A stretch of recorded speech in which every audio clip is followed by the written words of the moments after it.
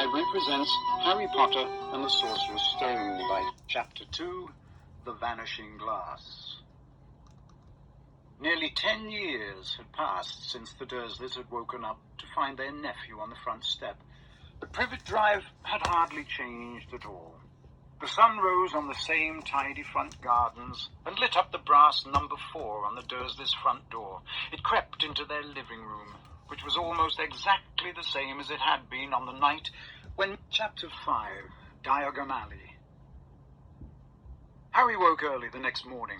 Although he could tell it was daylight, he kept his eyes shut tight. It was a dream, he told himself firmly. I dreamed a giant called Hagrid came to tell me I was going to a school for wizards. When I open my eyes, I'll be at home in my cupboard. There was suddenly a loud tapping noise. And there's Aunt Petunia knocking on the door, Harry thought, his heart sinking. But he still didn't open his eyes. It had been such a good dream. Tap, tap, tap. All right, Harry mumbled. I'm getting up.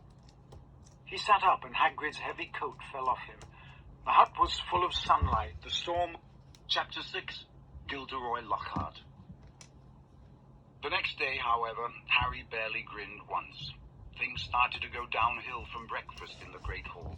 The 4 long house tables were laden with tureens of porridge, plates of kippers, mountains of toast, and dishes of eggs and bacon beneath the enchanted ceiling, today a dull cloudy grey.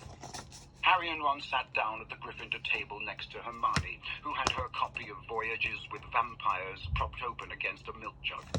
There was a slight stiffness in the way she said, "Morning," which told Harry that she was...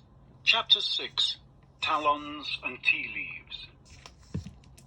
When Harry, Ron and Hermione entered the Great Hall for breakfast the next day, the first thing they saw was Draco Malfoy, who seemed to be entertaining a large group of Slytherins with a very funny story.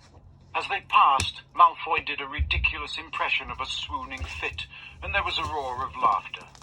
"Ignore him," said Hermione, who was right behind Harry. "Just ignore him. It's not worth it."